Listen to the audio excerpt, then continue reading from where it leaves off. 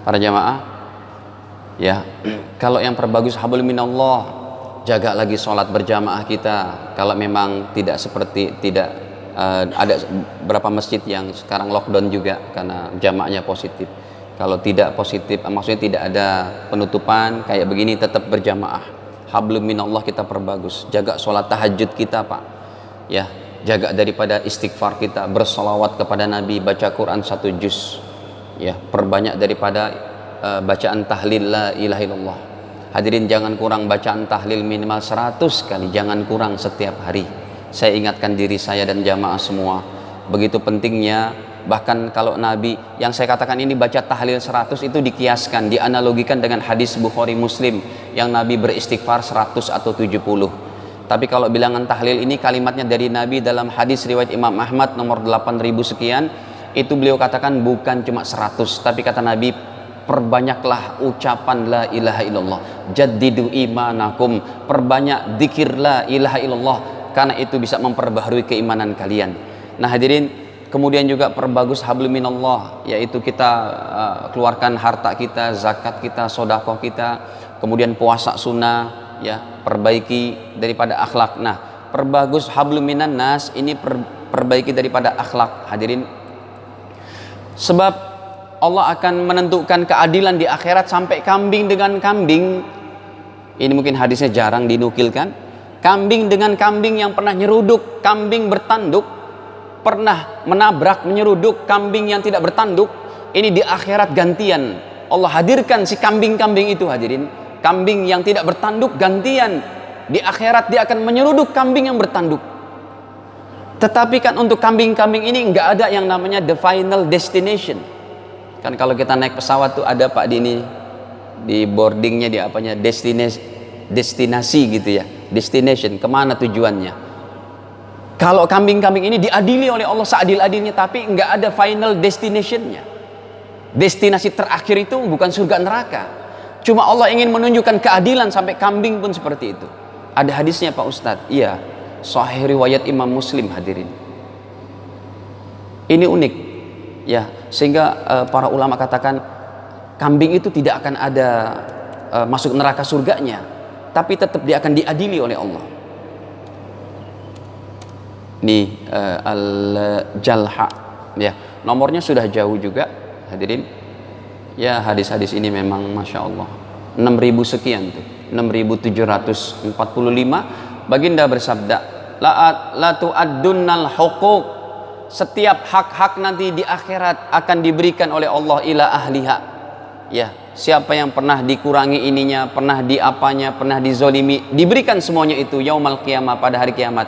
Saking Allah ingin bertindak adilnya dengan perkataan kata Nabi, hatta yuqada lisyatil jalha, akan digiring nanti kambing yang tidak bertanduk yang pernah ditubruk sama kambing bertanduk, minasyatil qarna, dia boleh di akhirat untuk menubruk daripada kambing yang bertanduk. Tapi kan nggak ada surga neraka bagi kambing-kambing ini. Kalau kita, hadirin para jamaah dirahmati Allah, terakhir dari tematik muhasabah awal tahun ini, hadirin para jamaah dirahmati Allah, kita semua ini dengan berjuang untuk ibadah kita, keimanan kita, harus menghasilkan yaitu akhlak terbagus. Ada 4 macam sifat akhlak terbagus yang Nabi jamin, kalau kamu sudah perbaiki sholatmu, ibadahmu, kamu perbagus akhlakmu, kamu memiliki 4 macam akhlak ini, kamu haram masuk neraka, kata Nabi. 4 macam akhlak ataupun sifat, ya, yang diharamkan masuk neraka. Ini menarik hadisnya, saya dapati derajatnya hasan, riwayatnya Imam Tirmidzi. Kita tampilkan dulu riwayat Imam Tirmidzi, hadirin. Ada 4 macam sifat orang yang diharamkan masuk neraka. Seingat saya ketika kami mengajar di sini belum pernah saya sampaikan hadis ini. Yang pertama, hadirin, derajatnya hasan hadis ini. Ya, kata Nabi, mau tidak kalian aku beritahukan, ala ukhbirukum biman yahrum alan nar, Maukah kalian aku beritahukan, yaitu orang yang diharamkan masuk neraka. Punya 4 sifat dia, kata Nabi. Yang pertama, ala kulli qaribin. Dia punya sifat low profile, dekat kepada siapa saja, bukan kepada si kaya, si punya, si the have. Bukan cuma itu saja, dia dekat kepada orang-orang biasa, orang-orang awam, orang-orang miskin, bahkan dia dekat. Easy going, tapi untuk kebaikan. Qarib, low profile. Yang kedua adalah hayyin, pembawaannya tenang, teduh, ucapannya bisa dipegang dan tidak temperamen. Hayyin. Yang ketiga hadirin, layyin, orangnya santun, lemah lembut. Yang keempat hadirin, sahlin, mempermudah urusan. Mobil terbaru Anda hadirin, ditabrak belakangnya, jebret, kena 2 panel tuh bisa 5 jutaan.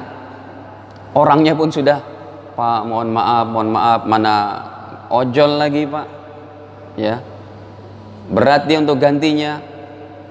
Tapi sebelum dia ketakutan begitu pun Anda bilang, bang sini, nggak apa-apa, udah nggak usah ketakutan, ini biar saya urus, dah, permudah.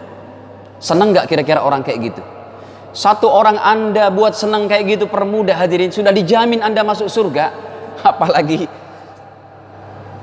Anda orang yang memiliki kekuatan tanda tangan, Anda permudah, surga Anda dijamin hadirin. Hadirin para jamaah dirahmati Allah, ini akhlak tertinggi.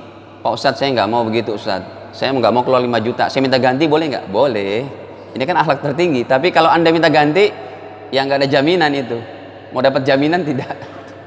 Sahlin, memudahkan urusan. Ini sebagai satu contoh saja, ya. Anda katakan, sudah Pak, nggak usah diganti, nggak apa-apa, tapi lain kali hati-hati, kesian kalau Anda teledor kayak begini, lalai, orang lain bisa celaka. Nggak semua orang sifatnya kayak saya memaafkan, nggak apa-apa, silakan dah jalan, tapi hati-hati ya. Hadirin, ini orang yang sifatnya sahlin. Semoga Allah Ta'ala berikan kebaikan kepada kita semua, ya, terutama untuk diri kita dan keluarga kita, dan juga negeri kita Indonesia dijadikan negeri yang baik, negeri yang baldatun thayyibatun rabbun ghafur, dijauhkan daripada musibah, malapetaka, bencana yang memang hari ini kita dihadapkan dengan banyak-banyak masalah.